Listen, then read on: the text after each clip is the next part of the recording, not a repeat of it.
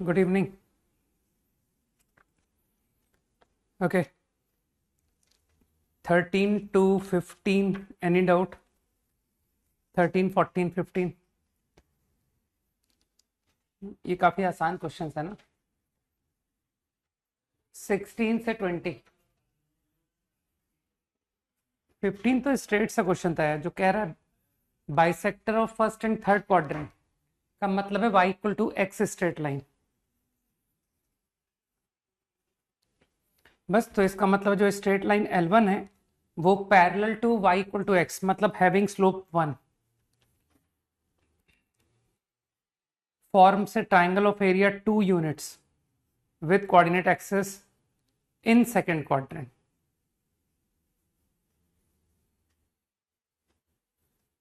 तो एक y equal to x plus C line को इस तरह से ड्रॉ करो कि वो सेकेंड क्वाड्रेंट में एरिया बाउंड करे. तो यूं ही ओरली बता देता हूं मैं कि पक्का वो लाइन आएगी to area half 1 1 into 2 2 half 2 2. हाँ, हाफ 2 2. इसका मतलब है y equal to x plus 2 straight line आएगी. सही कह रहा हूं ना मैं? हाँ, y equal to x plus 2 straight line आएगी. तो बस ठीक है, तुम कर लोगे ना. Question number 16. ये तो शीट में डिस्कस हो चुका है, अब थोड़ी बताऊंगा, ठीक है ना. शीट में ऑलरेडी हम कर चुके हैं इसे, डोंट वरी. तो a/4 बिल्कुल IIT सेम क्वेश्चन. ठीक, कुछ लोग को याद आ गया ना, शीट एक्सरसाइज उठाए जाकर के जेई एडवांस, यही सेम क्वेश्चन था वहां पर. इवन इंटरवल तक चेंज नहीं था, 2 से 4 इंटरवल ही था. बस वहां पर फर्क इतना था कि वहां पर फोर्थ क्वाड्रेंट दिया गया था. क्वेश्चन नंबर 15 का L2 वाला part. L2 passes through 1 1 and has positive x and y intercept. ठीक है, x एक्सिस को y एक्सिस को पुट किया. L2 में एक triangle area with coordinate axis. तो मान ले a इंटरसेप्ट है, b इंटरसेप्ट है, a और b दोनों पॉजिटिव. मानता है एरिया हाफ ए बी आएगा. और ये भी मानते हो कि x by a plus y by b 1, तो 1 by a plus 1 by b is 1.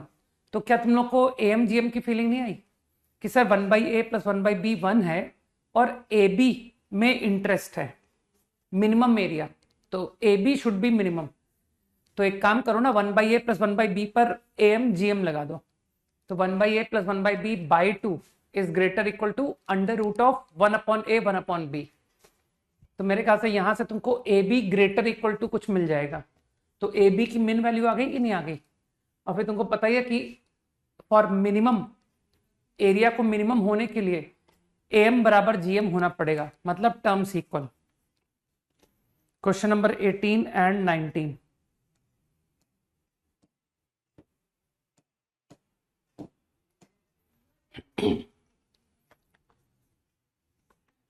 नहीं, हाँ, 18 में तुमको नोटिस करना चाहिए था y equal to x plus 1 straight line पर L लाई कर रहा है. y equal to x plus 1 straight line and y equal to minus x minus 1 पर a लाई कर रहा है, माइनस एक्स माइनस 1. ये है वो लाइन. तो तुमने ये भी नोटिस किया ना 90 एंगल, ठीक है.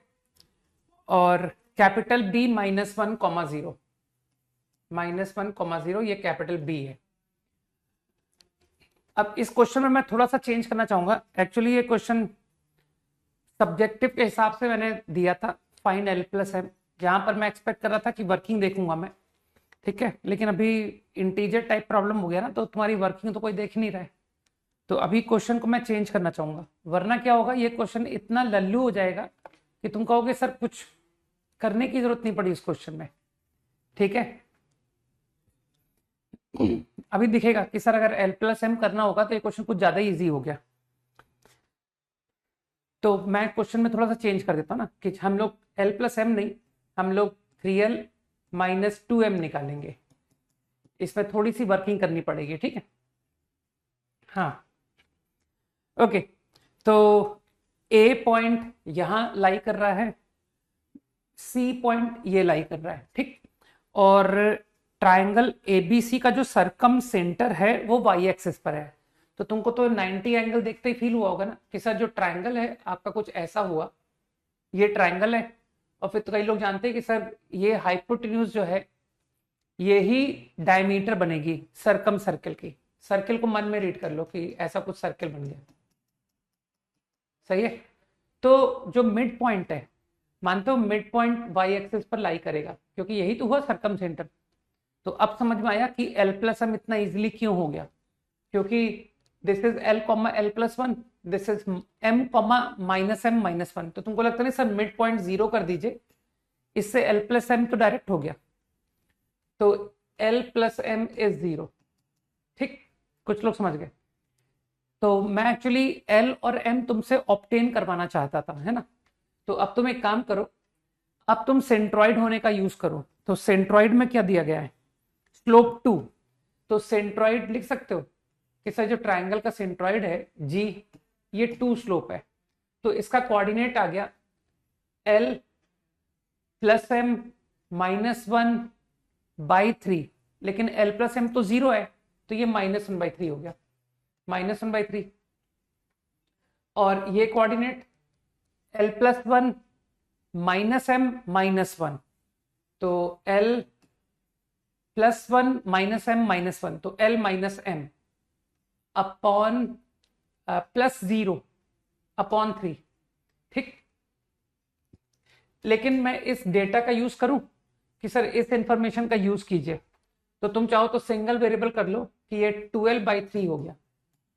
सोचो क्या किया मैंने, वो एल प्लस एम 0 का यूज कर लिया। अब इसी तरह से ये तो मिड पॉइंट है, बाई 2 है, तो L plus 1 minus M minus 1/2, तो एल माइनस 1/2, तो एल माइनस एम बाई 2 का मतलब है ओनली एल। कुछ समझ में आया? ठीक है, तो अब तुम समझ पा रहे हो कि सर अब तो ये स्लोप से क्वेश्चन खत्म हो गया, ये स्लोप को 2 लाइए, इससे एल निकल आएगा। Done. Question number 19 is a good problem. Problem का मीनिंग तो समझना हमेशा सही रहता है ना, कि y equal to -2x plus 3 line and 3x plus 1 line, 3x plus 1 and -2x plus 3।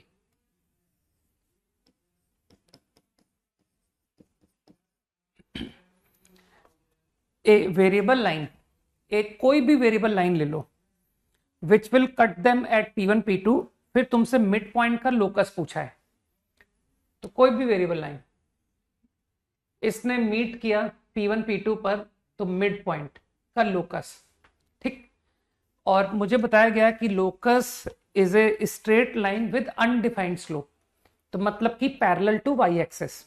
ठीक, अब मुझे एक चीज बताओ, जब तुम हैविंग सेम स्लोप तुम लाइंस बना रहे हो कि सर ये डिफरेंट डिफरेंट लाइंस बन रही है, तो इसमें एक केस ये भी तो होगा जब लाइन इंटरसेक्शन पॉइंट से पास होगी।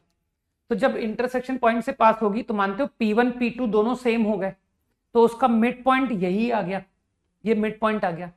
तो क्या तुमको समझ में आया कि जो मिडिल जो लोकस ऑफ लाइन होगा वो इस इंटरसेक्शन से पासिंग आएगा, तो ये है वो लोकस हैविंग अनडिफाइंड स्लोप। ठीक, ये लोकस हो गया। अब इस क्वेश्चन को करने के एक्चुअली बहुत सारे मेथड थे, है ना। कुछ लोग इसको पैरामेट्री से करेंगे, कुछ लोग है ना कि सर हम तो लोकस HK की हमारी आदत है, तो जो लोग HK से करने की सोच रहे हैं वो लोग इस तरह से जाएंगे। और कुछ लोग हो सकता है कहें कि सर हम तो x1 x2 से करना है। जो सबसे गंदा सॉल्यूशन है वो है x1 x2, कि यहाँ पर x1 3x1 प्लस 1 लिया, यहाँ x2 -2x2 प्लस 3 लिया, फिर 2 इक्वेशन बनाई, x1 प्लस x2 2h, और वो जो भी है y की वैल्यू का सम बाय इक्वल टू 2k। ठीक है, उससे x1 ऑब्टेन कर दिया, उससे x2 ऑब्टेन कर दिया इन terms of h and k। अब क्या किया, तुम्हारा इंटरेस्ट लाइन के स्लोप में है, ठीक है। तो लाइन का स्लोप है दिस माइनस दिस, अरे जो भी है y2 minus y1 upon x2 minus x1। तो मानते हो सर सारी वैल्यू एच के में आ चुकी है, तो उसे मैं एच के में ला दूंगा स्लोप को, और फिर जब स्लोप आ जाएगा तब मैं कहूंगा कि सर ये, समझ पा रहे हो ना। और तुम चाहो तो वो के की वैल्यू को तो तुम यूज कर सकते हो यार, सर इस इंटरसेक्शन पॉइंट का वाई कोऑर्डिनेट के बराबर है, ठीक। तो मतलब मेरा है कि तुम कर लोगे। ऑल्टरनेट सॉल्यूशन जिसको चाहिए, parametric form is somehow better, कि इसका इंक्लिनेशन थीटा लिया, ठीक, ये थोड़ा सा बेटर है। x1 x2 तो बहुत ही बुरा सॉल्यूशन है। तो तुमको लगता नहीं कि sir h plus R cos एक लाइन पर लाई करेगा, और h distance above distance below, same distance above same distance below. तो मैंने क्या किया, मैंने सेटिस्फाई कर दिया। तो मैंने एक general h plus R cos k plus R sine को दोनों लाइन में पुट किया। तो तुम तो जानते हो मैं एक साथ पुट कर लेता हूं कि सर डायरेक्टली पेयर में पुट कर दीजिए, pair 3 times h plus R cos, देखना कुछ लोग समझेंगे बात को, minus k plus R sign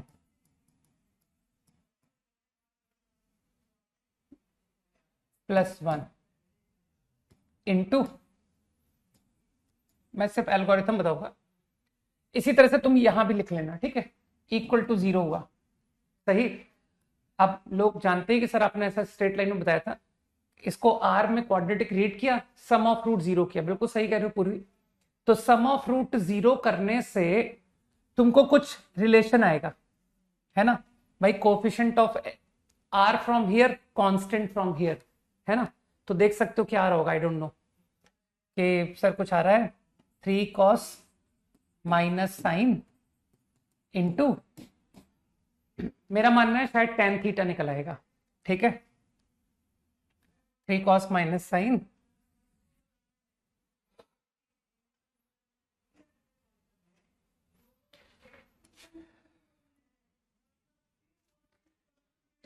चलो छोड़ो, ये नहीं करता मैं। तुम एक काम करो कि सर वो एक्स वाई को 0 करने से ऐसा कुछ आंसर आया, एच के ऐसा कुछ आंसर आया, ये तुम मैनेज कर लोगे by doing sum of root 0, got something like this. होंगे इसमें थीटा प्रेजेंट होगा, सर साइन कॉस प्रेजेंट है, साइन कॉस प्रेजेंट है। अब तुम मानते हो यही लोकस है, क्योंकि थीटा तो कांस्टेंट है, ये लाइन जो है ये तो सेम इंक्लिनेशन है ना। तो अब तुम बोलोगे कि सर जो लोकस है वो तो वर्टिकल लाइन आना चाहिए। तो वर्टिकल लाइन जानते हो ना कैसी होती है, x बराबर कांस्टेंट। तो now make coefficient of this 0, इसे 0 करा दो। तो इसे जैसे 0 कराओगे तुमको tan थीटा निकल आएगा। कुछ लोगों को समझ में आया?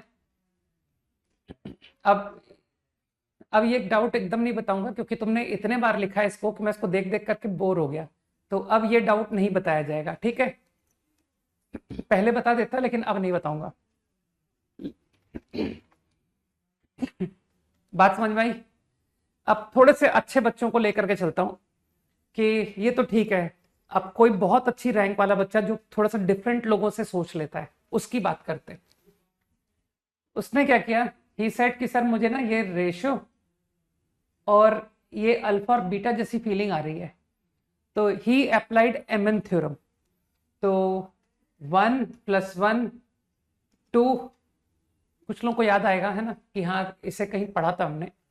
ये जो फॉर्मूला आप बोल रहे हैं कॉल्ड समथिंग थ्योरम, ये कहीं सुनी हुई है ना। तो 1 + 1 दिस एंगल, कॉट हुआ करता था ना, कॉट ऑफ दिस एंगल मतलब दिस एंगल। अब मानते हो ये जो लाइन है इसका जो स्लोप है वो कॉट ऑफ दिस एंगल ही तो होगा अकॉर्डिंग टू डायग्राम। सोचो आराम से कि हाँ ये जो आप कॉट ऑफ दिस एंगल लिख रहे हो वही स्लोप है ना। तो इसका लाइन का slope m 2m equal to, अब कुछ लोगों को बात याद होगी, आज भी याद होगी कि एमन थ्योरम में अपोजिट वाला प्लस से आता था, है ना। तो 1 into this cot of this angle, तो 1 into cot of this angle, मान तो cot of this angle is slope. आराम से सोचो, ये डायग्राम देखो 3, तो मेरे ख्याल से जो कॉट ऑफ दिस एंगल है वही स्लोप है 3 minus 1 into cot of this angle, ठीक है, -1 इंटू कॉट ऑफ दिस। अब ये जो माइनस कॉट बोल रहे हो, पूरा माइनस कॉट, मैं एमएन थ्योरम सही तो लगा रहा हूं ना, ठीक है, तो ये एंगल का कॉट, तो π/2 plus this angle, π/2 plus this angle that is tan। तो आई थिंक यही माइनस कॉट बन गया, माइनस कॉट ऑफ ये एंगल आ गया। मानते हो यही स्लोप है, और स्लोप कितना है, स्लोप है -2।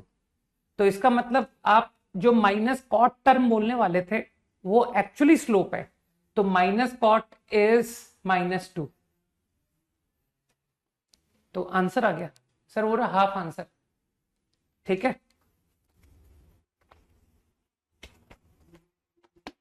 ओके। वैसे तो मेरे पास और भी मेथड्स हैं, ठीक है, कुछ अगेन बहुत अच्छे बच्चों ने क्या किया, कहा सर इसका ना इंटरसेक्शन पॉइंट निकाल लीजिए, ठीक है, इस पॉइंट को आप निकाल लीजिए। अब इस पॉइंट को निकाल लेने के बाद दे सेड कि मान लेते हैं कि क्वेश्चन आपका सही है, ठीक, तो दे सेड कि आप कोई एक पॉइंट इस लाइन पर लीजिए, कोई भी एक कोऑर्डिनेट। क्या तुम इनफाइनाइट पॉइंट्स इस लाइन पर हैं, क्या तुम एक पॉइंट नहीं ले सकते? ले सकते हो, कुछ भी मान लेना, सर एक्स को 0 डालिए, वाई निकाल लीजिए। तो एक पॉइंट मैंने एज्यूम किया, ठीक।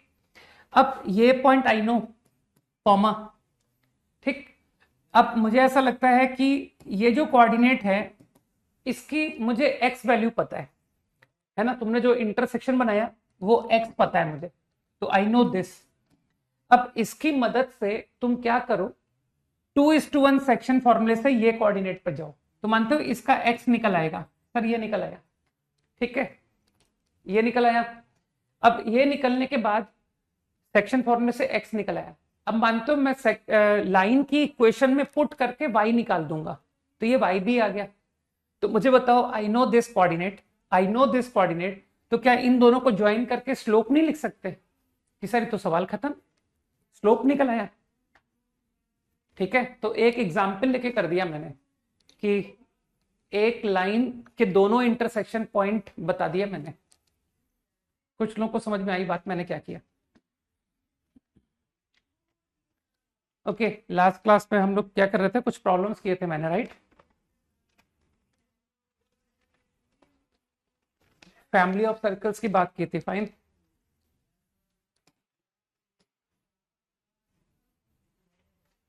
वो क्या है ना, एक क्वेश्चन को बार बार कोई लिखता रहता है तो थोड़ा सा इरिटेशन हो जाता है, तो I will not tell that, है ना, वो माइंड मेकअप कर चुका हूं मैं, आई विल नॉट टेल।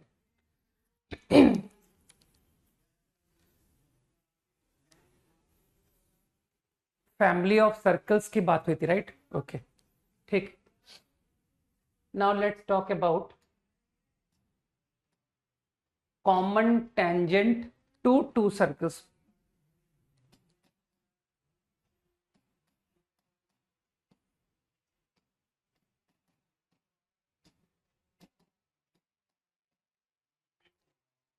मुझको दो सर्कल गिवन है और कॉमन टेंजेंट ऑब्टेन करनी है, ठीक है।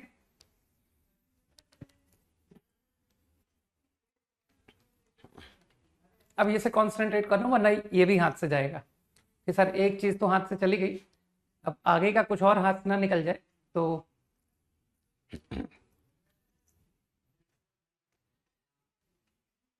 दो सर्कल पर we are given two circles, मैं वेरियस पॉसिबिलिटीज डिस्कस कर रहा हूं one by one.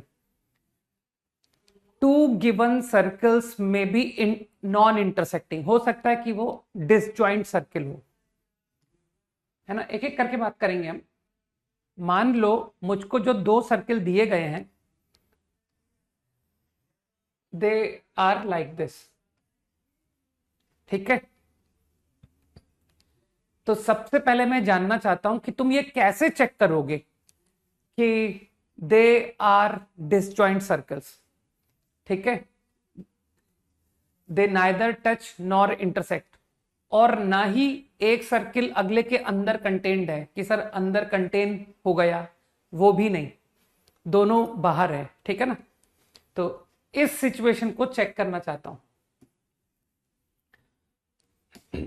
Mainly question ध्यान रखना, पूरी कोऑर्डिनेट ज्योमेट्री, चाहे वो कोनिक सेक्शन हो चाहे वो सर्कल्स हो, यू विल फाइंड कि मेनली क्वेश्चन टेंजेंट नॉर्मल से ही आते हैं, ठीक है।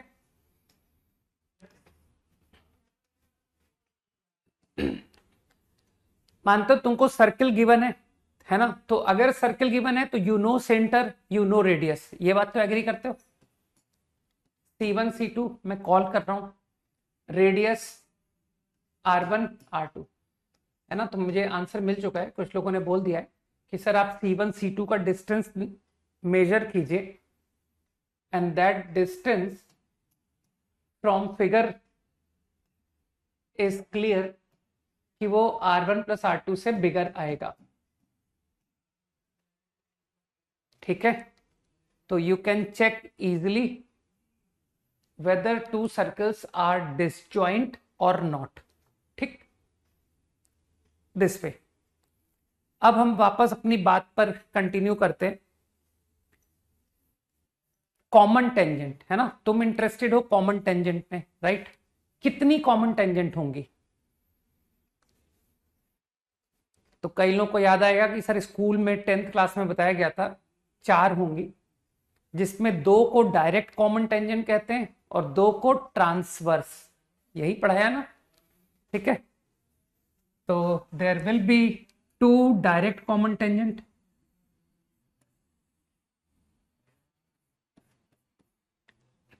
अगर किसी को याद है जब मैंने हार्मोनिक कॉन्जुगेट की बात की थी तब भी हम इस बात की चर्चा कर चुके हैं, है ना, स्ट्रेट लाइन के बिगिनिंग में, कुछ लोगों को याद आ रही है।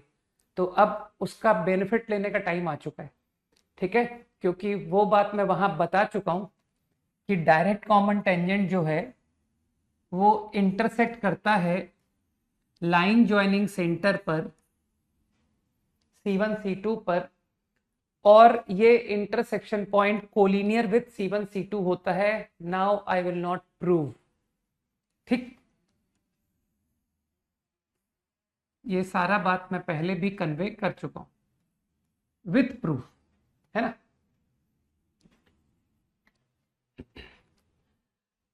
तो these are direct common tangent. We also call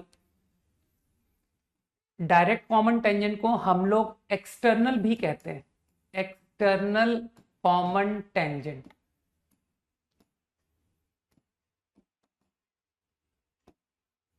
just पता होना चाहिए, है ना। तो तुम शायद लॉजिक सोच पा रहे हो कि सर इसको एक्सटर्नल क्यों कहते हैं, because they intersect on C1 C2 external, है ना, C1 C2 को एक्सटर्नली कट करता है इंटरसेक्शन पॉइंट, राइट। अब तुम्हारा इंटरेस्ट है टू ऑब्टेन दीज 2 लाइन्स, तुम ये लाइन को ऑब्टेन करना चाहते हो, तो मैं क्या करने जा रहा हूं, I will obtain this point. मैंने इंटरसेक्शन पॉइंट को कुछ कॉल कर दिया से P, तो तुम सिंपल ज्योमेट्री से बता दोगे कि सर ये 90 एंगल दिखाइए, टेंजेंट है ना, तो आपको 90 दिखाना चाहिए, आपको यहां भी 90 दिखाना चाहिए।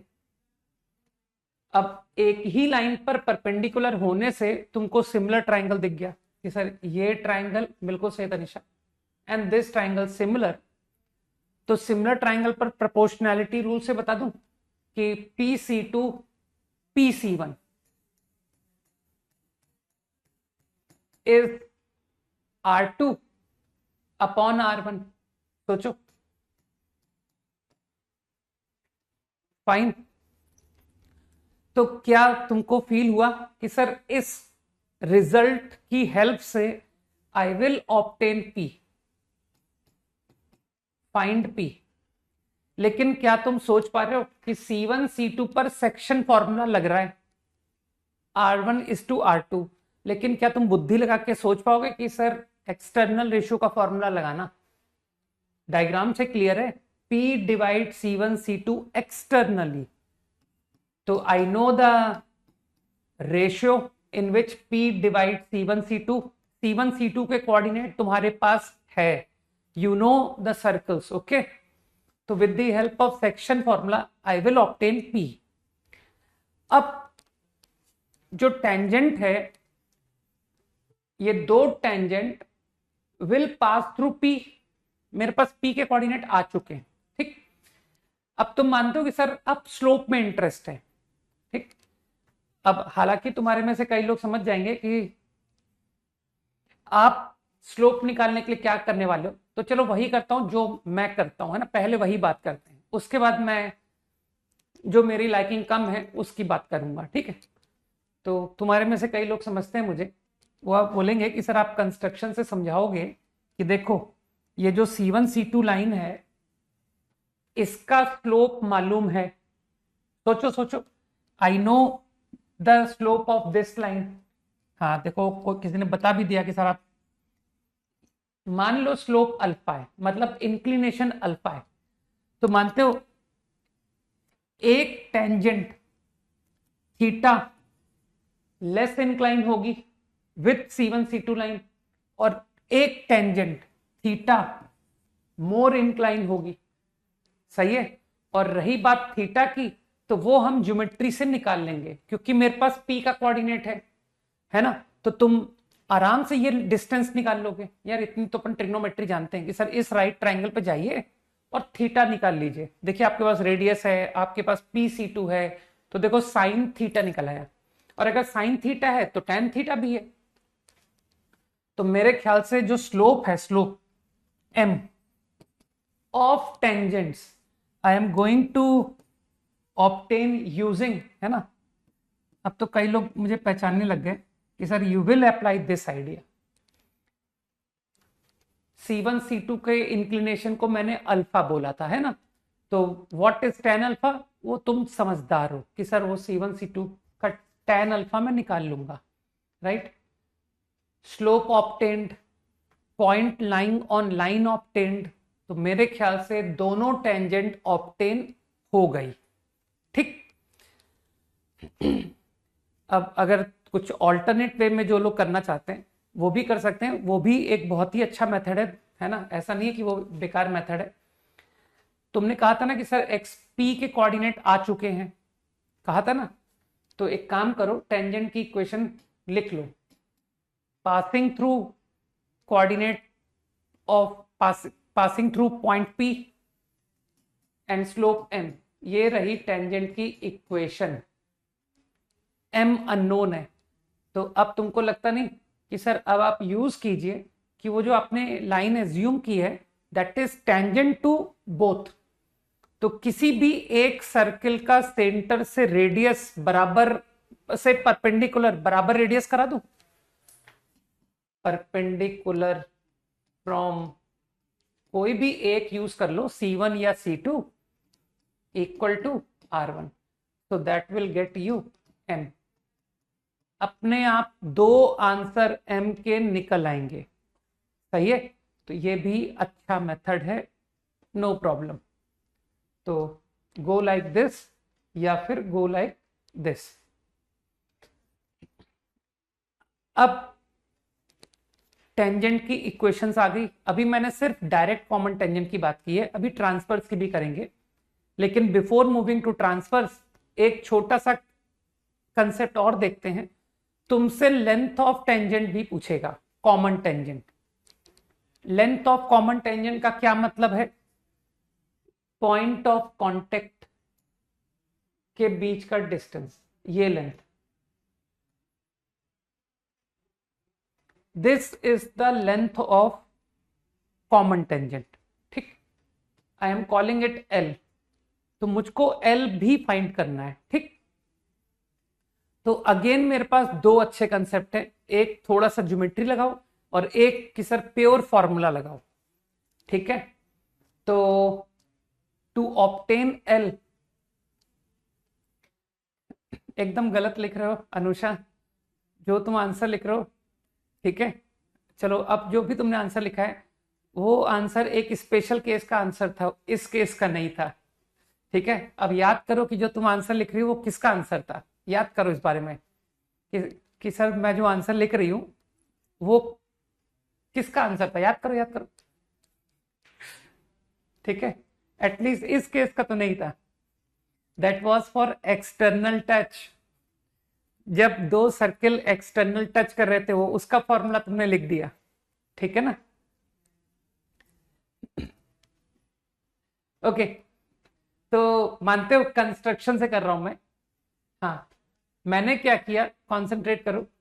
मैंने C2 से एक लाइन कंस्ट्रक्ट की, construct through C2 parallel to tangent. नहीं, पहले ज्योमेट्री देखेंगे ना, मैंने साफ कह दिया ना कि फॉर्मूला मैं बाद में बताऊंगा प्रियम, पहले ज्योमेट्री सीख लो थोड़ा, है ना, क्योंकि आगे जाकर के फॉर्मूले कम काम आएंगे, ज्योमेट्री ज्यादा काम आएगी इन जेईई एडवांस्ड। ठीक, फॉर्मूले से करोगे तो वो एक सवाल 5 के बराबर हो जाएगा, ठीक है। मैंने एक लाइन ड्रॉ की पैरेलल टू टेंजेंट। अब तुम समझ पा रहे हो कि सर अगर आपने पैरेलल ड्रॉ किया है, ये लाइन पैरेलल है, तो यार यहां भी 90 एंगल बनेगा।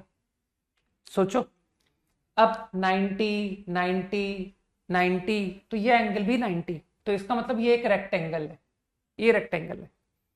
अब क्योंकि ये R2 है, ये R2 है, तो तुम समझ गए कि सर ये भी R2 होगा, दिस ऑल्सो इज R2।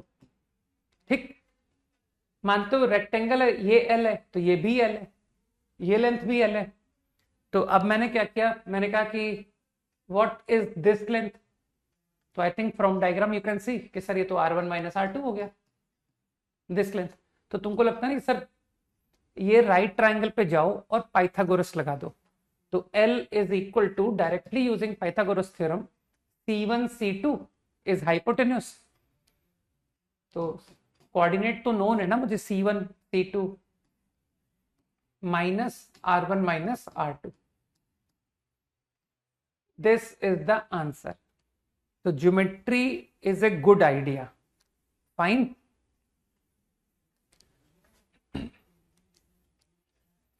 तो अगर क्वेश्चन में दो सर्किल दे के उसमें तुमसे सिर्फ कॉमन टेंजेंट की लेंथ पूछी, तो मेरे हिसाब से ये मेथड ही लोगों को अप्लाई करना चाहिए, ठीक।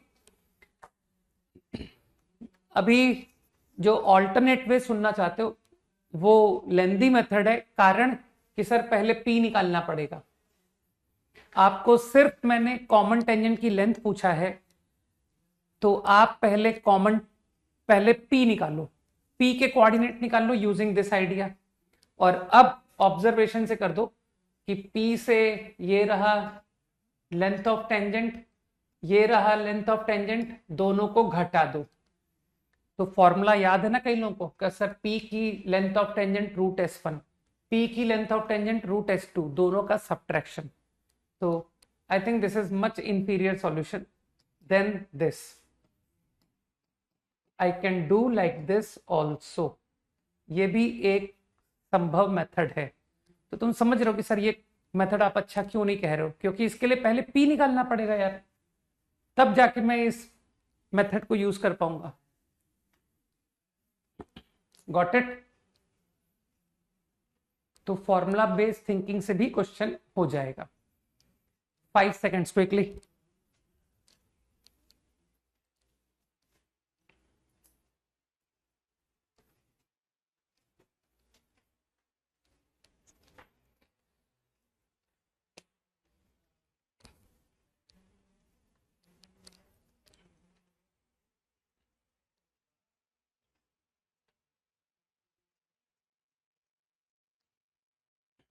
Done. Okay, now let us talk about transverse common tangent. Two circles.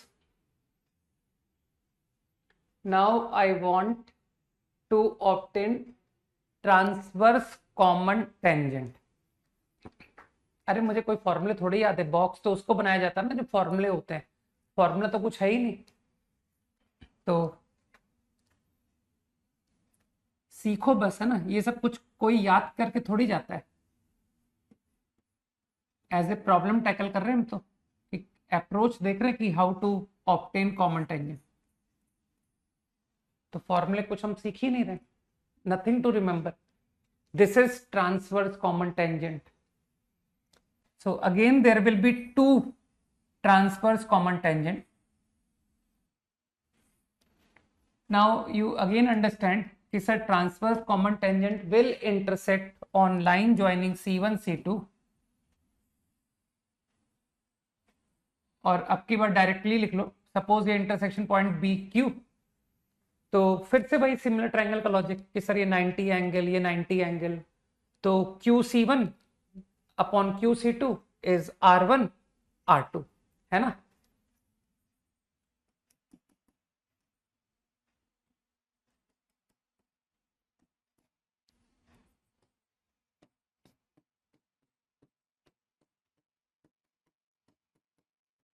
लेकिन अब की बार मानते हो कि पॉइंट क्यू इंटरनल सेक्शन फॉर्मूले के थ्रू ऑब्टेन होगा over C1 C2।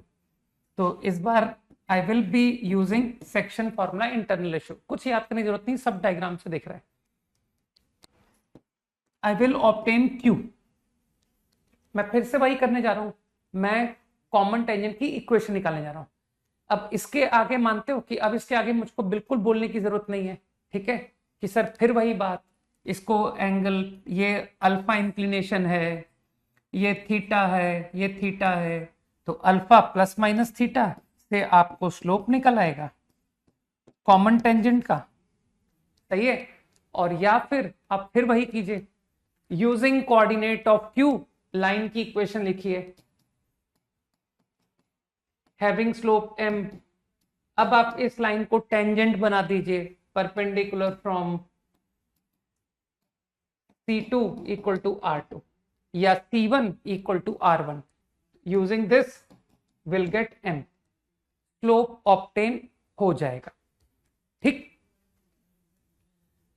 Now transverse common tangent again just term है, पता होना चाहिए, को we also call internal common tangent.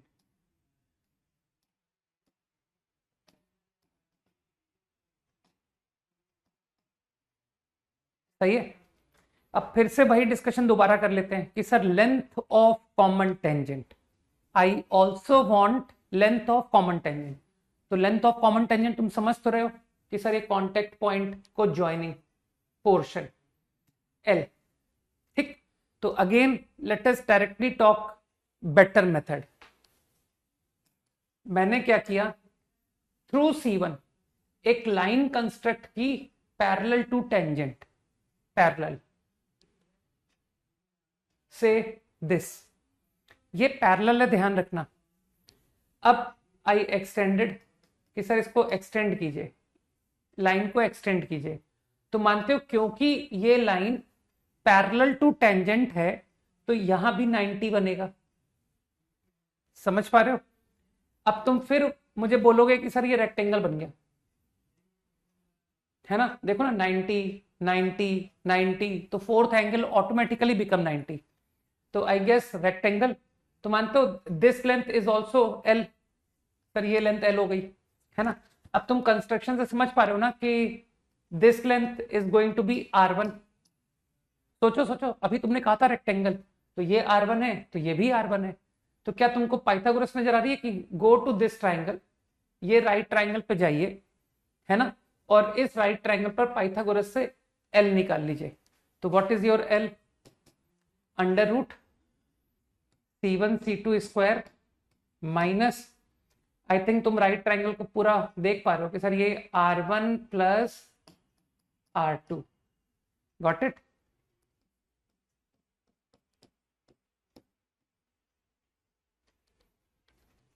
Easy.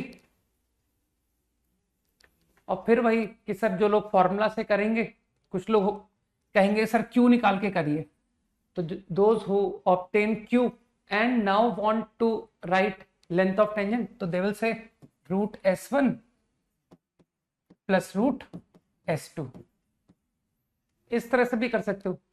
पहले क्यू निकाल लो, क्यू से लेंथ ऑफ टेंजेंट, क्यू से लेंथ ऑफ टेंजेंट, दोनों को जोड़ने से तुम्हारा टोटल लेंथ।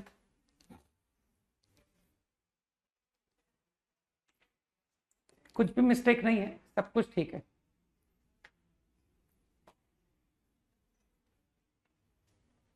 है ना? हाँ बिल्कुल ठीक है राजकुमार।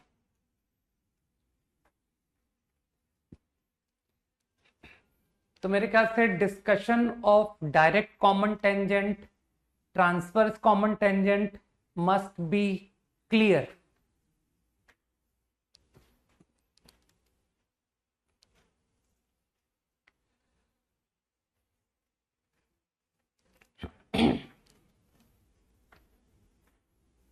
ठीक है यार, फोटो परपेंडिकुलर के लिए तो पहले टेंजेंट की इक्वेशन निकालनी पड़ेगी। मतलब मैं तुमसे सिर्फ लेंथ पूछ रहा हूं, तो तुम लेंथ निकालने के लिए क्या पहले पूरी टेंजेंट की इक्वेशन निकालोगे तब तुम लेंथ निकालोगे? कि सर पहले टेंजेंट निकालिए, फिर C1 का फुट, फिर C2 का foot, now use distance formula.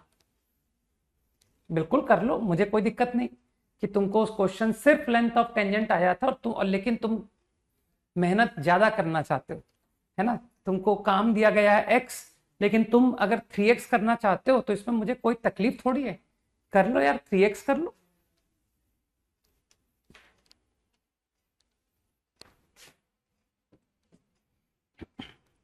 Okay, now let's move to next possibility. तो अभी हमने पॉसिबिलिटी देखा टू डिसजॉइंट सर्कल। अब बात करते हैं टू सर्कल्स एक्सटर्नली टचिंग।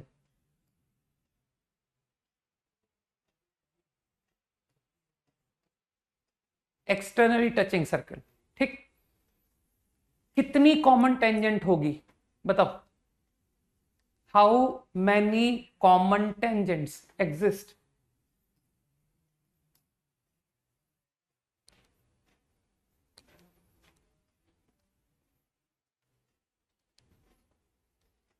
ठीक है, तो यार इतना तो डायग्राम की समझ होनी चाहिए। तो those who are saying 3 are correct, है ना? कि सब 3 होंगे। 2 तो डायरेक्ट है, अगेन 2 डायरेक्ट कॉमन टेंजेंट,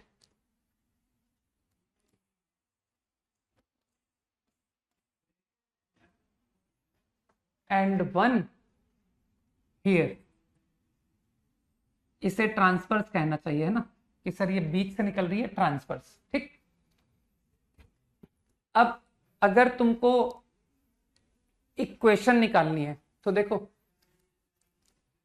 इसका तो मैं दोबारा डिस्कशन करूंगा नहीं कि सर डायरेक्ट कॉमन टेंजेंट के लिए तो फिर वही बात, ऑब्टेन दिस पॉइंट। तो दोबारा से करने का कोई जरूरत नहीं है। I will obtain P ratio R1 R2, तुमको सबको दिख रहा होगा कि सर वो R1 R2 की मदद से ये निकल आएगा। फिर वही theta alpha plus minus theta, या फिर स्लोप मानिए और कर लीजिए। ठीक, अब तुमको ये कुछ नई सिचुएशन लग रही होगी कि सर ये कुछ आंसर डिफरेंट लग रहा है, इसको कैसे निकालें? ठीक है, तो अभी मैं तुमको लिख देता हूं, लेकिन अभी थोड़ा रुक के इसका बढ़िया एक्सप्लेनेशन दूंगा। तो ये जो थर्ड आंसर है ना, थर्ड आंसर, अगर सर्किल की इक्वेशन S1 0 है, 2G1x 2F1y C1, और ये तुम्हारा 2G2x 2F1y C2, तो this equation is going to be S1 minus S2। समझ पा रहे हो? वैसे तुम मुझे लॉजिक समझा सकते हो, मालूम है? तुम इसका आंसर मुझे अभी एक्सप्लेन कर सकते हो, है ना? क्योंकि तुम लोग पढ़े लिखे लोग हो। क्योंकि तुम्हारे में से जितने लोग हैं वो जानते हैं कि सर ये तो इंटरसेक्शन पॉइंट से पासिंग लाइन है ना, है ना? और कई लोगों को पता है ना कि दो सर्किल के जो इंटरसेक्शन से पासिंग लाइन होती है वो S1 माइनस S2 होती है। जल्दी से हाँ बोल दो, जल्दी से हाँ बोलो फटाफट कि S1 माइनस S2 आपने हमको समझाया था line through intersection of to circles. तो क्या ये इंटरसेक्शन ऑफ टू सर्किल ही तो है? ठीक है, तो ये जो भी इक्वेशन है S1 माइनस S2, वो यही लाइन होनी चाहिए कि नहीं? सोचो, बुद्धि लगाओ। ठीक है ना? तो तुमको कॉमन कॉर्ड के लॉजिक से भी पता है ना? अरे यार, यहां पर वो जो 2 पॉइंट है ना, वो एक्चुअली दोनों पॉइंट सेम है। कि सर सर्किल के इंटरसेक्शन 2 पॉइंट कहां है? वो 2 इक्वल पॉइंट हो गए। ठीक है ना? कि सर वो दोनों सेम हो गए। तो मेरे ख्याल से कई लोगों को बात क्लियर है कि सर हमको तो इंटरसेक्शन ऑफ टू सर्कल्स की जब बात बिगिनिंग में बताई थी वहीं से ये बात समझ आ गई कि why this line is going to get the equation.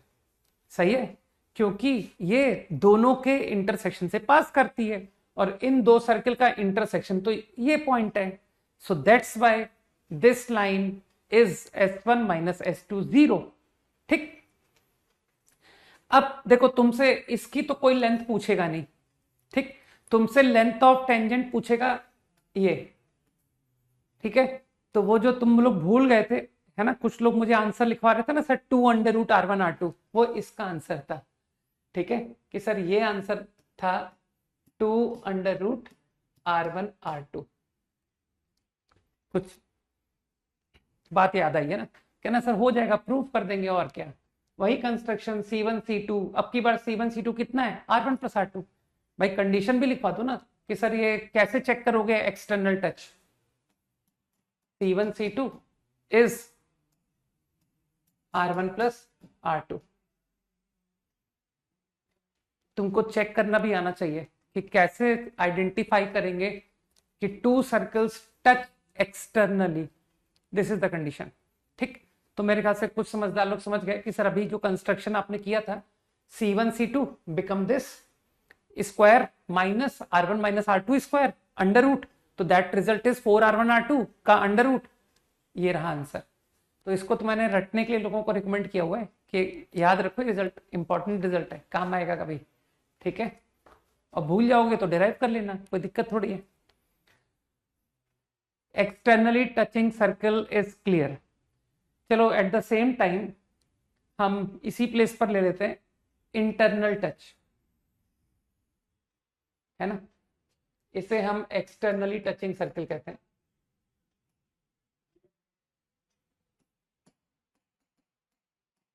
To circles touch externally,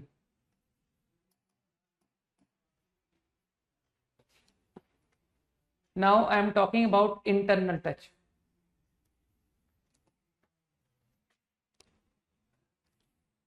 Two circles touch internally,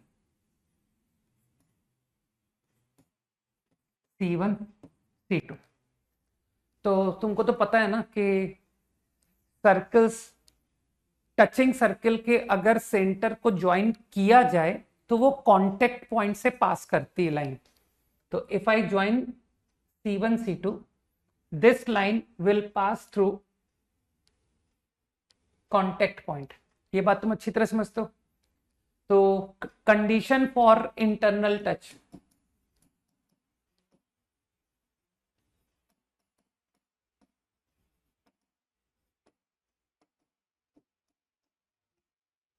C1 C2 is, तो यार कॉमन सेंस से दिख रहा है कि सर ये R1 और ये R2 का डिफरेंस R1 माइनस R2। मैं मॉड लगा देता हूं, है ना। मॉड क्यों लगाया, कुछ लोग समझ रहे हैं कि सर क्या पता आपके फिगर में रेडियस R1 बढ़ा रहा हो, है ना, ये C1 हो ये C2 हो, क्या पता है। Condition for internal touch.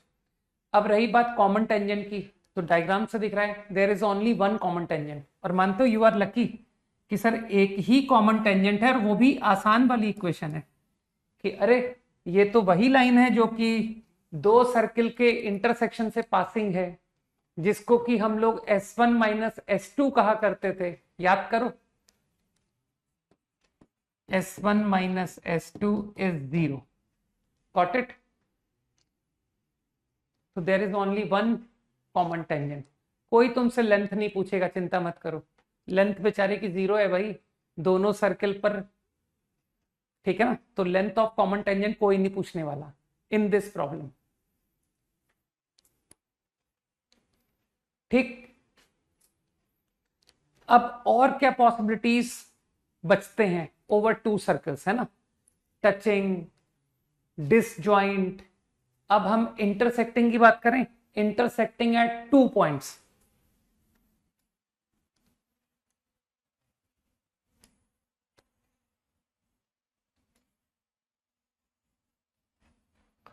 सबसे पहले बात करते हैं हाउ टू नो कि you will get circles intersecting in 2 points.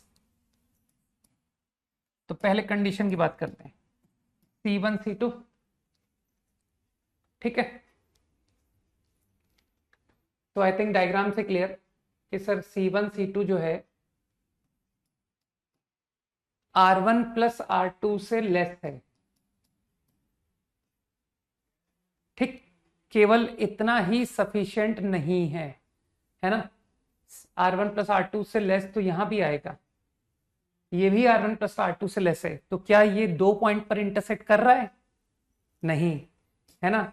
यहां भी तुम्हारा C1 C2 R1 plus R2 से लेस है, तो क्या ये इंटरसेक्टिंग एट 2 पॉइंट्स है? ठीक है ना, नहीं। तो I think R1 minus R2 से मोर, ये भी देखना पड़ेगा। ये रही पिछली स्लाइड, क्विकली 5 सेकेंड्स ओनली।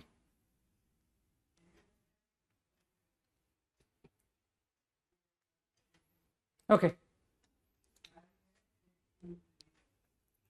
तो तुम ये कंडीशंस चाहो तो माइंड में रख सकते हो, है ना। Disjoint circle, external touch, internal touch, intersecting at 2 points. मेरे ख्याल से इसका भी तुमको लॉजिक समझ में आ रहा है कि सर R1 माइनस R2 से बड़ा क्यों, है ना। अरे R1 माइनस R2 के बराबर होने पर इंटरनल टच हो जाता है भाई, ठीक है। ये रिजल्ट R1 माइनस R2 के बराबर होने पर आता है, ठीक। और अभी इसे भी देखेंगे हम, चिंता मत करो कि सर ये कब आता है, इसकी भी अभी हम बात करेंगे। अब यहां पर कॉमन टेंजेंट की फिर डिस्कशन कि सर कॉमन टेंजेंट की इक्वेशन, तो तुमको लगता नहीं कि यहां पर सिर्फ 2 कॉमन टेंजेंट है और वो दोनों डायरेक्ट कॉमन टेंजेंट है। तो यार अब तो तुम डायरेक्ट कॉमन टेंजेंट से बहुत अच्छी तरह फैमिलियर हो चुके हो कि सर पहले P निकालेंगे, फिर अल्फा प्लस माइनस थीटा करेंगे, या फिर M स्लोप मानेंगे, लाइन थ्रू पॉइंट P लिखेंगे, perpendicular from centre equal to radius कर लेंगे, ठीक है। तो वो जो भी तुमको तरीका समझ में आए। तो I know how to find direct common tangent, है ना। यू ऑल नो कि इक्वेशन ऑफ कॉमन टेंजेंट आसानी से निकल आएगा, ठीक।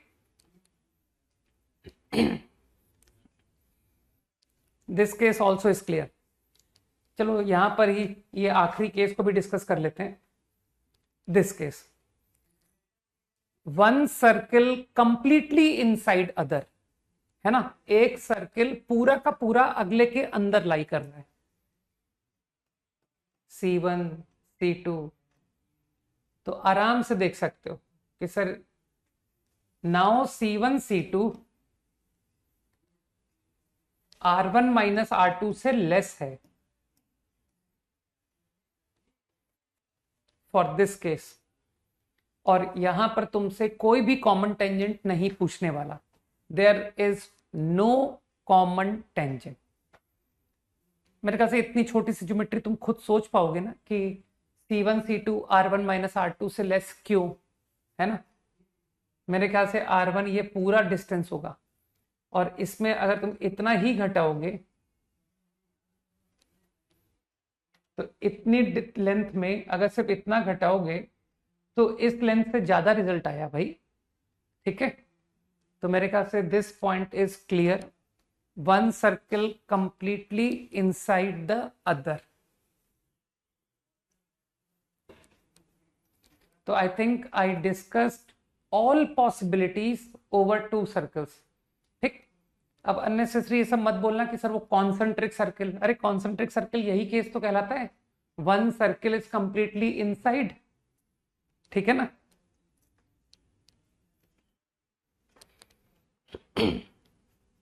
Concept clear quickly.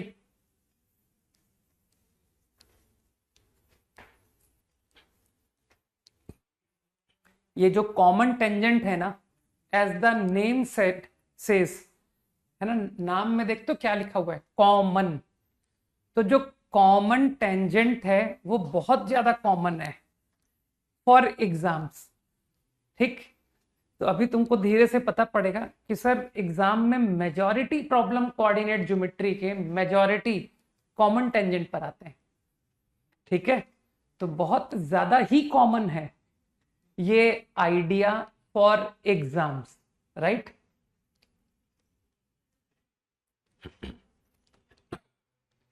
Clear? Okay.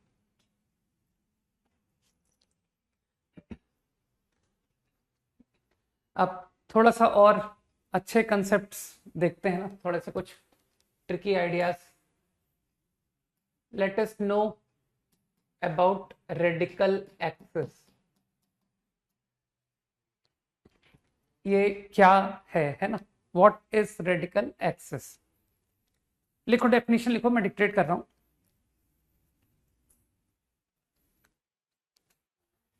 Locus of point, पहली बात तो रेडिकल एक्सिस बता देता हूं। रेडिकल एक्सिस दो सर्किल का पूछा जाएगा, radical axis of two circle, ठीक। हाँ, अब लिखो लोकस ऑफ पॉइंट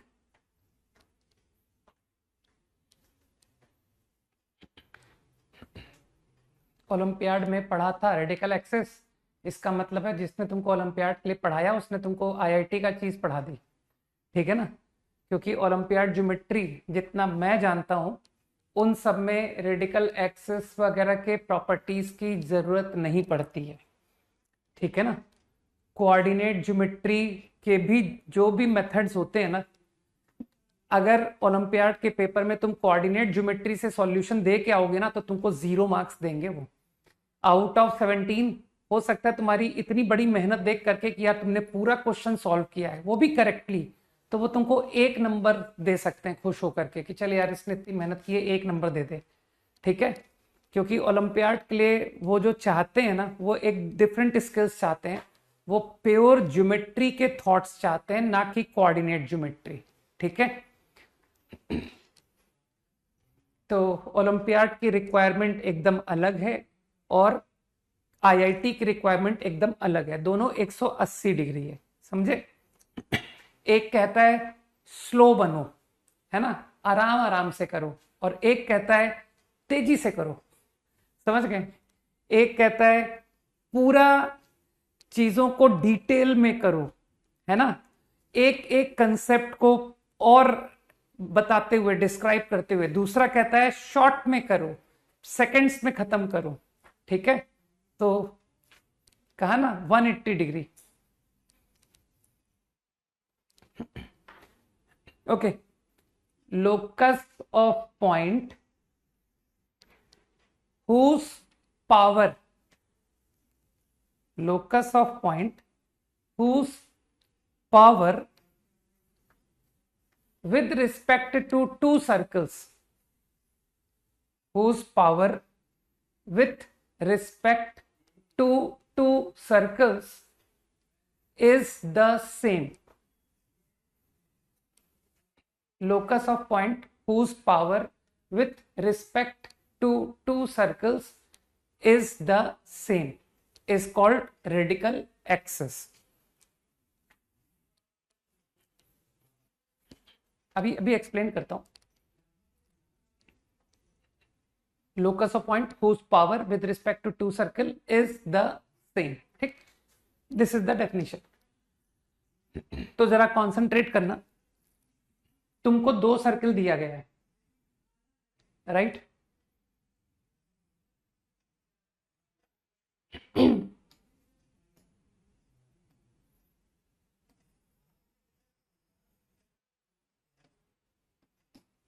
ठीक,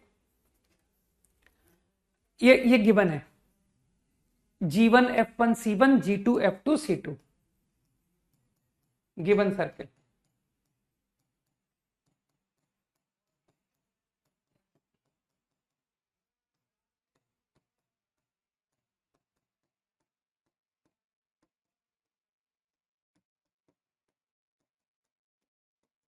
अगर किसी ओलंपियाड के लिए तुम किसी ज्योमेट्री के क्वेश्चन में अगर मान लो तुमने सर्किल की इक्वेशन एज्यूम की बस तुम समझ जाओ कि तुम ओलंपियाड के ट्रैक से हट गए। ठीक है कि यार तुमने सर्किल की इक्वेशन कैसे मान ली। ठीक, ऐसे मेथड्स उनको नहीं चाहिए। ठीक, दे वांट कंप्लीट ज्योमेट्री।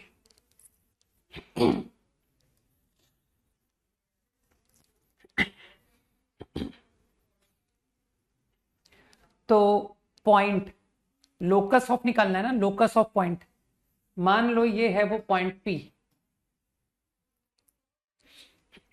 मतलब ऐसा एग्जाम है वो, इतना डेंजरस एग्जाम है कि तुम पूरा सही सवाल करके आओगे, पूरा सही, तुम्हारा आंसर एकदम करेक्ट होगा। ठीक है, लेकिन तुमको आउट ऑफ 17 मैंने कहा ना 1 नंबर मिलेगा। ठीक, कारण कि तुमने जो मेथड यूज किया वो उनको नहीं चाहिए था।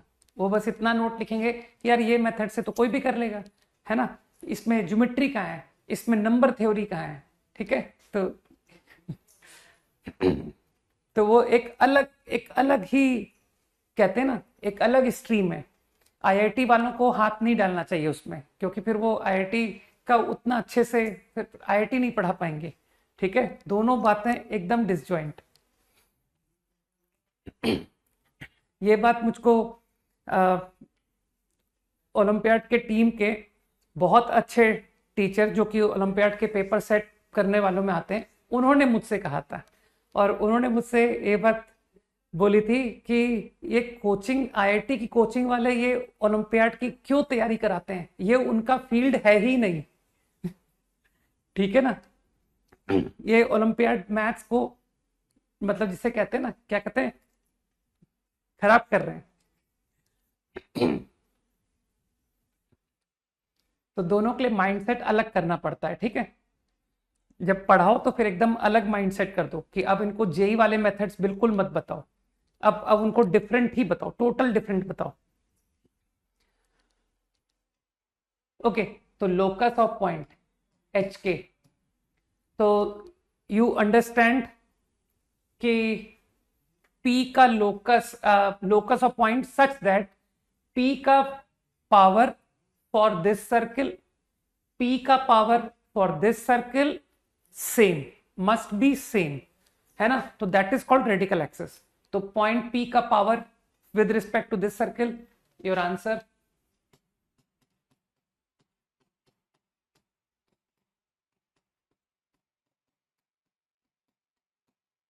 I think this is what is called power of point P with respect to circle 1. Now power of point P with respect to circle 2, है ना, formula।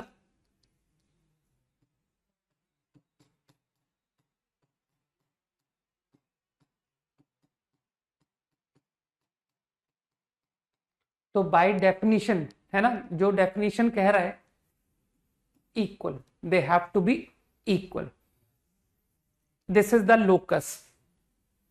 तो तुम्हारा आंसर तुम चाहो तो क्रिएट कर लो। अब मैं एच के को एक्स वाई लिख दूं क्या, तो answer is coming to be like this.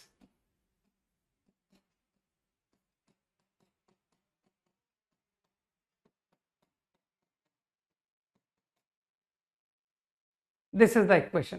ठीक, तो यू कैन अंडरस्टैंड कि radical axis is a line. Notice कर रहे हो कि जो लोकस आ रहा है वो एक स्ट्रेट लाइन आ रहा है, तो radical axis is coming to be a line. और भी तुम बात नोटिस कर सकते हो कि सर ये जो लाइन आ रहा है लोकस, पॉइंट पी का जो लोकस है is coming to be a line. ठीक है, अभी मैं नोट वैसे लिखवाऊंगा, ठीक है, लेकिन अभी जस्ट मैं जो ऑब्जर्वेशन हो रहे हैं तुमको अभी बता रहा हूं, अभी अलग से नोट तुमको लिखवाऊंगा, है ना, पॉइंट, कुछ important points I will recommend to remember. तुम साथ में ऑब्जर्व कर सकते हो कि सर ये जो रेडिकल एक्सिस है ये लाइन ज्वाइनिंग सेंटर की परपेंडिकुलर है, C1 C2। आराम से सोच सकते हो कि ये लाइन का जो स्लोप है is F1 minus F2 upon G1 minus G2, जबकि यहां देख सकते हो कि सर ये लाइन का slope minus of G1 minus G2 upon F1 minus F2। तो नोटिस कर रहे हो कि radical axis is perpendicular to C1 C2। मैंने कहा ना अभी नोट मैं लिखवाऊंगा, अभी बस यहां देखते जाओ कि हाँ ऐसा हो रहा है। ठीक, बात क्लियर?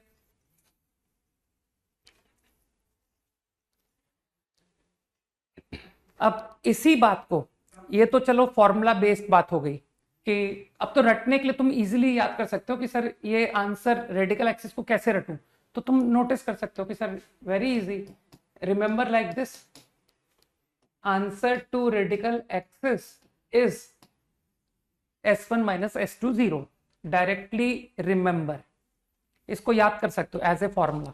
ठीक,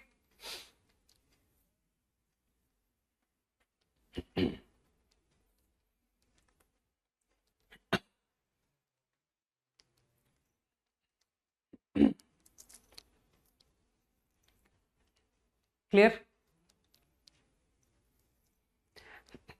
नाउ तुम इस बात को ऐसे भी एक्सप्लेन कर सकते हो कि एज आई सेड कि point whose power is same, तुम इसको ऑल्टरनेटली समझा सकते हो कि सर रेडिकल एक्सिस को आप डिफाइन कर सकते हो as point whose tangent to two circles will be equal from where tangent drawn to two circles are equal.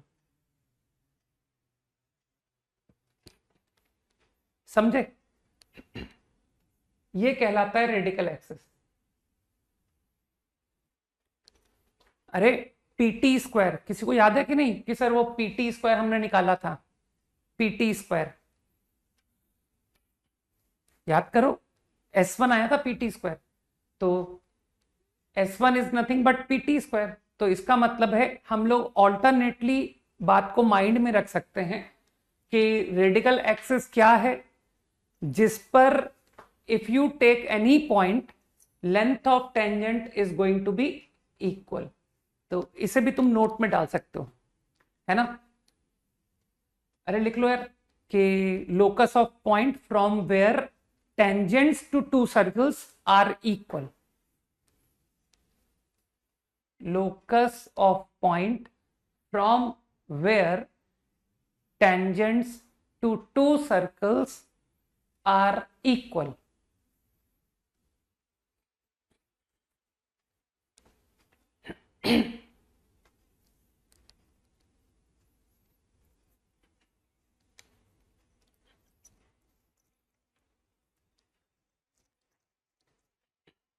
Idea clear?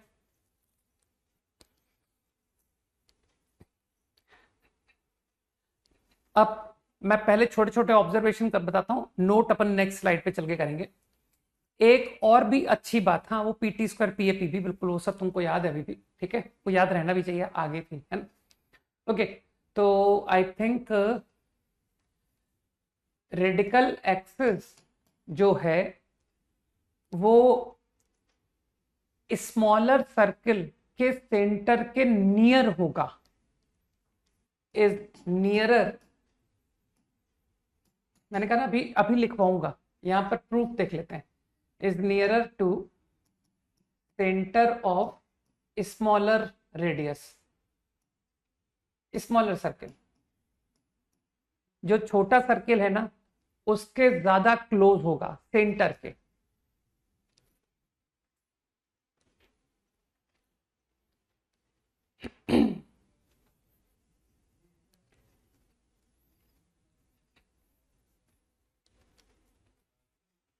चलो हटाओ, नोट लिखना शुरू ही करते हैं, हटाओ, कंटिन्यू, नोट में ही प्रूफ साथ में लिखेंगे ना। पॉइंट नंबर 1 लिखो, पॉइंट नंबर 1 लिखो, तो ये जो भी मैं नोट बताऊंगा that is for radical axis. लिखो पॉइंट नंबर 1, तो सबसे पहला पॉइंट तो यही लिखो, radical axis is perpendicular to line joining centres. तुमको पता है मैं जो भी नोट बताता हूं वो याद रखने होते हैं, ठीक? Radical axis is perpendicular to line joining centres.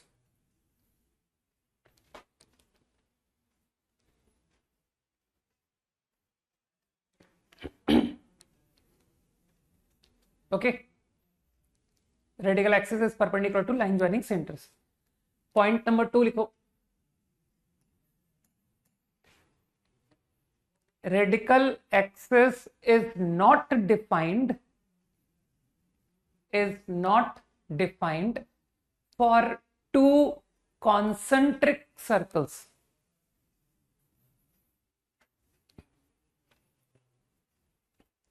Radical axis is not defined for two concentric circles.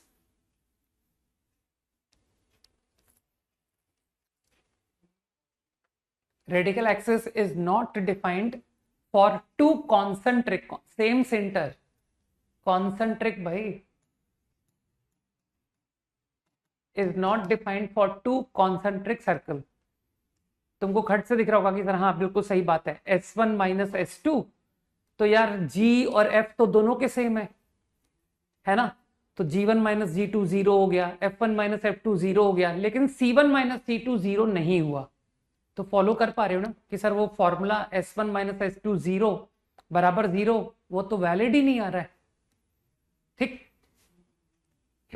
तो मेरे ख्याल से पॉइंट क्लियर कि रेडिकल एक्सिस डिफाइंड नहीं है। पॉइंट नंबर 3, अब जो स्टेटमेंट मैंने लिखा था वो लिख लेते हैं। Radical axis is nearer to, radical axis is nearer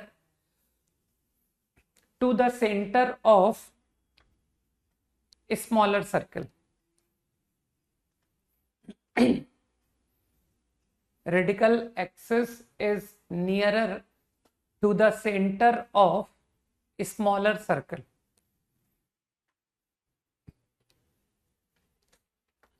जो छोटा सर्कल है उसके पास होता है, सेंटर के। इस बात को साइमल्टेनियसली प्रूव कर लेते हैं, है ना, कि सर ये स्टेटमेंट आपका सोचने वाला है। This is one circle, this is one circle. अब जो रेडिकल एक्सिस है वो दोनों के सेंटर को परपेंडिकुलर लाइन होगा। ठीक, सही। तो क्या तुम सोच सकते हो कि सर वो लाइन को मैं यहां से निकाल दूं क्या, परपेंडिकुलर टू सेंटर? तो क्या ऐसा रेडिकल एक्सिस हो सकता है? एक बार मन में इमेजिन करो, क्या ये लाइन रेडिकल एक्सिस हो सकती है ना? तो जिसको भी कॉमन सेंस है वो कहेगा बिल्कुल गलत, नहीं हो सकती। ठीक, क्योंकि एक कॉमन टेंजेंट आप ड्रॉ कीजिए और इसको एक्सटेंड करके कहीं मीट कराइए, तो क्या तुमको लग रहा है कि सर डायग्राम से दिख रहा है इस लाइन पॉइंट से लेंथ ऑफ टेंजेंट और फिर यहां से लेंथ ऑफ टेंजेंट, ये तो बराबर नहीं हो सकती। जबकि रेडिकल एक्सिस की डेफिनेशन आपने क्या बोली थी, length of tangent should be equal. तो इसलिए ये जो भी आपने कहा है ये बिल्कुल गलत कहा है। ठीक, गलत है ये। ठीक, तो इसका मतलब है रेडिकल एक्सिस कहां होनी चाहिए, दोनों के सेंटर के कहीं बीच में कहीं होनी चाहिए। ठीक, it should be like this. Fine, अब चलो इस बारे में बात करते हैं कि जैसा मैंने कहा कि सेंटर से डिस्टेंस C1 से डिस्टेंस, C2 से डिस्टेंस, तो मैंने क्या कहा कि C2 से डिस्टेंस कम आना चाहिए देन फ्रॉम C1। ये छोटा सर्किल है ना, तो अभी अभी आपने कहा है कि सर सेंटर से distance should be less from smaller circle. ठीक, तो दिखा दो कि सर अभी प्रूव करते। आई टुक दिस पॉइंट P, तो मेरे ख्याल से तुम समझ रहे हो, आई वॉन्ट टू प्रूव कि C1P C2P से बड़ा होगा, यही है ना पॉइंट। तो तुमको लगता नहीं कि सर यहां से एक टेंजेंट बनाइए फ्रॉम P, यहां से टेंजेंट बनाइए, फिगर पर मत जाना कि सर देख के तो नहीं लग रहा है। अब मुझे बताओ, क्या डेफिनेशन ऑफ रेडिकल एक्सिस से क्या तुम इस बात को समझते हो कि सर ये दोनों लेंथ बराबर है? आई थिंक यही डेफिनेशन है ना रेडिकल एक्सिस की, कि रेडिकल एक्सिस के किसी भी पॉइंट से length of tangent to both circles equal होता है। सोचो, तो I think from this right triangle you can say कि L square plus R1 square is C1P square. Similarly, C2P square is also L square plus R2 square. तो मेरे ख्याल से proof हो गया कि हाँ ठीक है, R1 मोर तो C1P more. Got the idea. तो बात को याद रखना आगे, ठीक है. Clear. Radical axis smaller circle के नियर होता है, ठीक. और पॉइंट लिखना है कि सर और भी कुछ नोट बताइए. हालांकि ये सब पर क्वेश्चन लगभग आईआईटी नहीं पूछता. आईआईटी को इस तरह के ज्यादा ट्रिकी आइडियाज पे जाने की जरूरत ही नहीं पड़ती. लोग टेंजेंट नॉर्मल में ही फंस जाते हैं, ठीक. चलो एक फोर्थ पॉइंट भी चाहो तो लिख लो. Common tangent is bisected by radical axis. Common tangent is bisected by radical axis. कहना सर ये तो बहुत ही ऑब्वियस सी बात है. सामने फिगर है, ये देखो सामने फिगर है. ये रही कॉमन टेंजेंट, ये रहा रेडिकल एक्सिस. तो मानते हो रेडिकल एक्सिस ने कॉमन टेंजेंट को बाइसेक्ट कर दिया. कहना सर यही तो डेफिनेशन होती है यार. रेडिकल एक्सिस के किसी भी पॉइंट से दोनों सर्किल पर टेंजेंट इक्वल. यही पढ़ा है अबाउट रेडिकल एक्सिस. ठीक है. तो ये तो होना ही था कि कॉमन टेंजेंट को रेडिकल एक्सिस बाइसेक्ट कर देगा. इजी. अब चलो एक छोटा सा काम और करते हैं. वेरियस पॉसिबिलिटीज दो सर्किल की लेते हैं और देखते हैं कि रेडिकल एक्सिस कहां होगा, है ना. जैसे तुमने अभी डिसजॉइंट सर्किल के लिए देखा ना कि सर ये डिसजॉइंट सर्किल के लिए radical axis is like this, है ना, इधर से पास हो रही है. ऐसे ही डिफरेंट डिफरेंट पॉसिबिलिटी सर्किल की देखते जाते हैं, राइट. दो सर्किल एक्सटर्नल टच कर रहे हैं, राइट.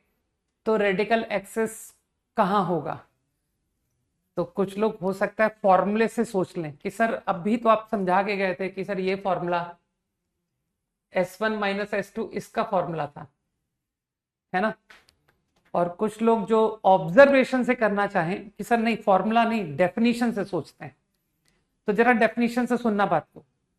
ये जो लाइन तुमने बनाई है ध्यान से सुनना, है ना, बहुत सिंपल सी बात बोल रहा हूं. ये जो लाइन है, मानते हो इस लाइन पर मैंने कोई भी पॉइंट लिया, एनी पॉइंट आई टेक. अब मैं क्या कह रहा हूं कि चलो इस पॉइंट से इस सर्किल पर लेंथ ऑफ टेंजेंट निकालो, ठीक. और फिर इस पॉइंट से इस सर्किल पर लेंथ ऑफ टेंजेंट. तो मानते हो, तुम कहोगे सर इस पॉइंट से जब टेंजेंट आप बनाओगे ना तो यही तो है, ये लाइन ही तो टेंजेंट है. सोचो कि सर ये बन गई tangent from point two this circle. अब मैं कह रहा हूं इस पॉइंट से इस सर्किल को टेंजेंट, कहना सर यही है, यही तो है टेंजेंट टू दिस सर्किल. तो बताओ दोनों की लेंथ इक्वल हुई कि नहीं. कहना हाँ इक्वल हुई. तो मानते हो दिस इज रेडिकल एक्सिस. सोचो. तो मेरे ख्याल से तुम कंसेप्ट समझ गए कि हाँ ठीक है, बिल्कुल perfect, right. I think similarly for internal also you understood कि सर अब हम फॉलो कर गए कि why this line is radical axis, है ना. क्योंकि हमने इस पर कोई भी पॉइंट लिया और दोनों पर टेंजेंट डाली और उसकी लेंथ इक्वल आ रही है ना. एक ही लाइन टेंजेंट बन रही भाई, tangent to this circle this line, tangent to this circle this line. सही है. This is radical axis, this is radical axis. अब intersecting,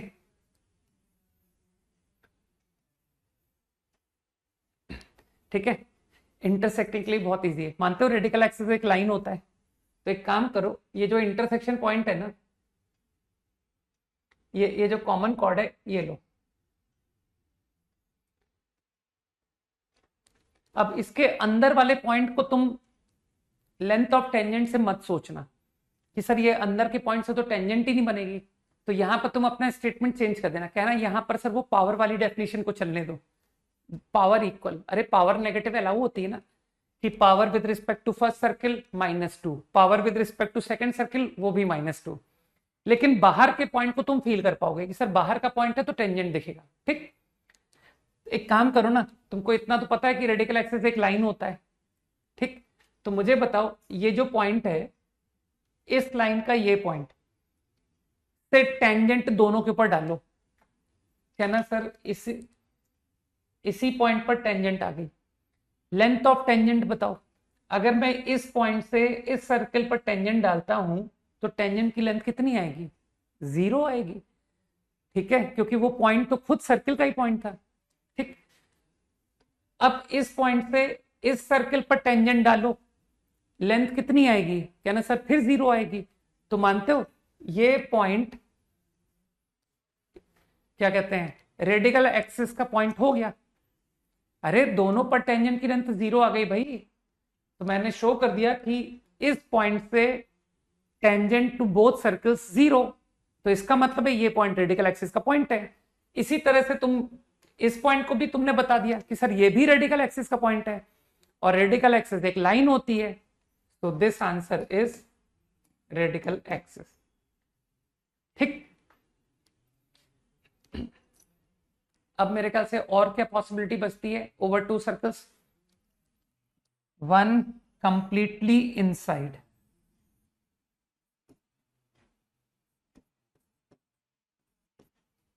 one circle completely inside. ठीक है ना? तो यहां तो देखो radical axis perpendicular to C1 C2, चिंता मत करो, रेडिकल एक्सिस बहुत ही कम काम की चीज है। ठीक है, रेडिकल एक्सिस का ये कॉमन टेंजेंट का concept is good, internal external touch, ये लाइन रेडिकल एक्सिस होती है, this is a good idea. ठीक है ना? अब इसकी बात करते हैं। नहीं, अब की बार चिंता मत करो, ये कॉन्सेंट्रिक सर्किल नहीं है, हाँ, they are not concentric circle. Radical axis नहीं डिफाइंड होती है फॉर कॉन्सेंट्रिक। ठीक, तो रेडिकल एक्सिस है भाई। क्या इसको ऐसे बनाऊं कि सर ये बनाइए रेडिकल एक्सिस? तो मेरे ख्याल से तुम मुझे रिफ्यूज कर दोगे कि नहीं सर ये बिल्कुल गलत है। कारण इस पॉइंट को देखिए, ये जो इंटरसेक्शन पॉइंट है, इस पॉइंट से कहूंगा ये सर्किल को टेंजेंट की लेंथ बताओ, तो तुम कहोगे सर 0। फिर कहूंगा कि इस पॉइंट से इस सर्किल को टेंजेंट बनाओ, तो तुम कहोगे सर लेंथ नॉन 0 आ रही है। तो एक सर्किल को टेंजेंट की लेंथ 0 है, एक टेंजेंट की लेंथ नॉन 0 है, तो वो बराबर नहीं हो सकते। इसका मतलब है ये गलत आंसर है। ठीक, तो फिर कहां होगी? दोनों के बाहर होगी, किसी को भी इंटरसेक्टिंग नहीं होगी। अब बाहर में भी तुम थोड़ा सा दिमाग लगा के बोल देना कि सर वो नियरर टू स्मॉलर रेडियस का ध्यान रख के एक रफ आइडिया कि कहां हो सकती है, तो C2 के क्लोज, C1 से अवे, तो इधर होगी ना कि इधर। इजी। तो ये सब ऑब्जर्वेशन वाली बातें हैं, है ना, तुमको ऑब्जर्व करना है। ठीक, चिंता मत करो, ये सब डिटेल IIT को जरूरत ही नहीं पड़ती कि क्या इनसे हाई फाई पूछे, कॉमन बातें ही पूछ लें, है ना, जो बहुत ज्यादा कॉमन है। Radical axis is not that common, right? ये सबको मैं कहता हूं ये सब हाई फाई कंसेप्ट है, राइट? सिंपल, अपन जितना सिंपल रहे उतना अच्छा, नहीं? तो ठीक है, हम हमारे को जीके बहुत अच्छी है, हमको तो रेडिकल एक्सिस ये सारे कंसेप्ट बहुत अच्छे से आते हैं। फाइन। तो आई थिंक मैंने सारे पॉसिबिलिटीज डिस्कस कर दिए फॉर 2 सर्कल्स और radical axis in various possibilities also I understand कि क्या होगा। ठीक, इजी। लो वो 20th क्वेश्चन बेचारे बहुत लोगों का डाउट था, अब बता देता हूं। ठीक, किसी भी क्वेश्चन को एक लिमिटेड टाइम्स लिखा कर बस, है ना। एक नाम से मुझे 10-15 एंट्री नहीं दिखनी चाहिए।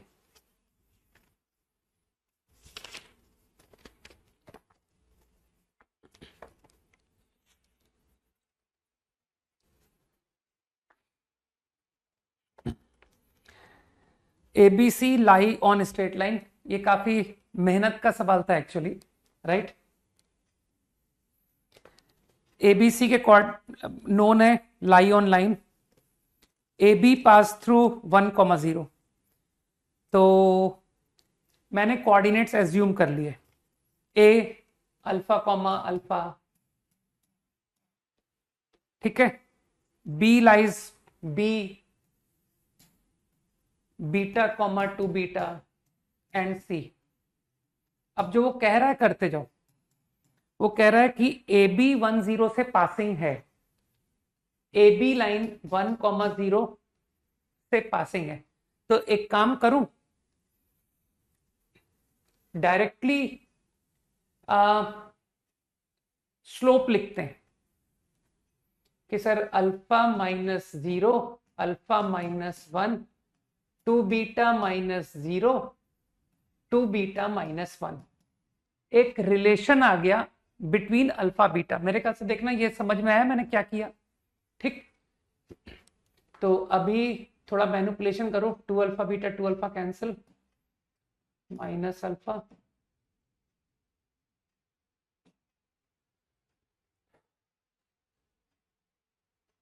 अरे अरे बार ओपन कर ही लेता हूं, 2 alpha beta minus alpha 2 alpha beta minus 2 beta.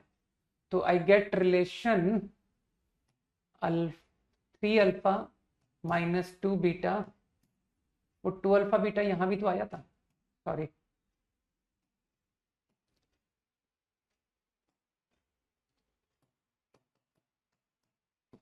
ये मैंने कुछ गलत किया है क्या? एक बार देखना, मैंने कुछ मिस्टेक की है क्या? मैंने 10 को ज्वाइन किया, मैंने 10 को ज्वाइन किया और स्लोप इक्वेट कर दिया। मिस्टेक थोड़ी की मैंने, 2 बीटा माइनस 0। हाँ मिस्टेक है, मिल गई, मिस्टेक मिल गई। ये मिस्टेक है, ठीक है। हाँ वापस करो। ओहो,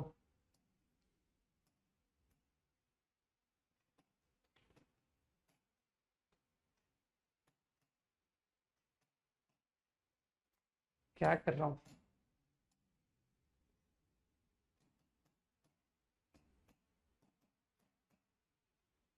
माइनस 2 बीटा, ओके। तो now I get relation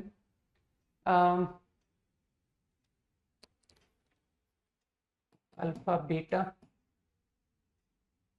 minus alpha is 2 beta. तो alpha in terms of beta निकाल दिया, अल्फा अपॉन अल्फा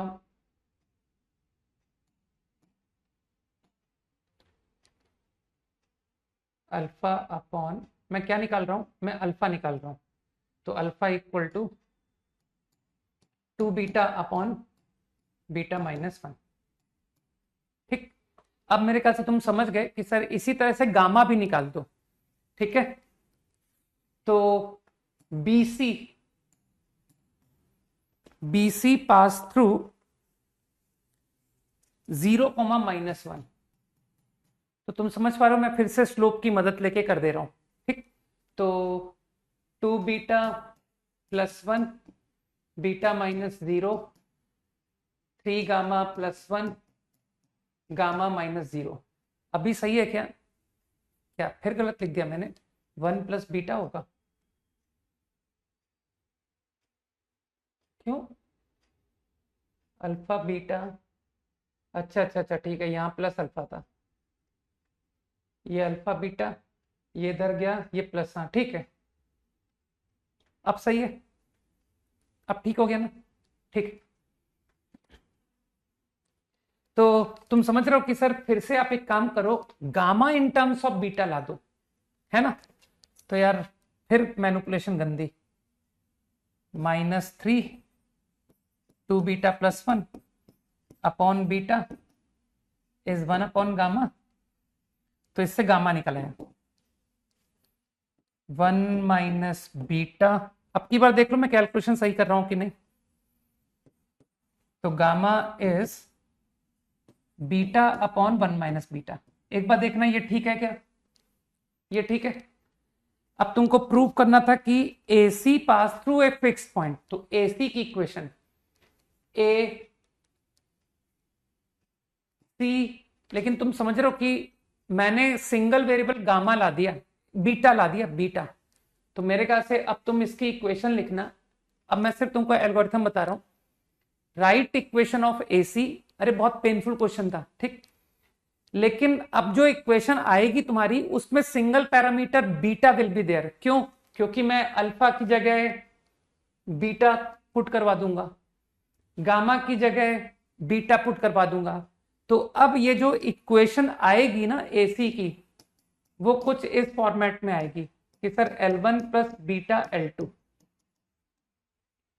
ये फॉर्मेट में आएगा, ठीक है। क्या अभी भी मिस्टेक किया मैंने? डिनोमिनेटर में फिर गलती की मैंने। 1 माइनस बीटा ही तो बनेगा, सही तो किया है। 3 प्लस 1 अपॉन गामा, सही तो किया है, ठीक। तो अब तुम कैलकुलेशन देख लेना कि सर गामा में प्लस आएगा। यार सही किया है मुझे लग रहा है, ठीक है, ठीक है, सही है, सही है। कई लोग बोल रहे हैं सही है ना। तो go and obtain equation of AC, है ना। तो उसको सिंगल पैरामीटर में लाओ, बीटा में इक्वेशन आएगी, देन सॉल्व फॉर इंटरसेक्शन, तो तुमको आंसर मिल जाएगा, ठीक। मैंने कहा ना बहुत पेनफुल क्वेश्चन था। ओके, सर्कल्स शीट एक्सरसाइज 1 थोड़े ही दूंगा क्योंकि कल ही क्लास है तुम्हारी। Only 15 problems, okay. Circles exercise 1 1 to 15। चलो भाई, बाय, जय हिंद। कोई नहीं, आगे से ध्यान रखना बस जो भी कहा मैंने, है ना। ठीक है, ओके।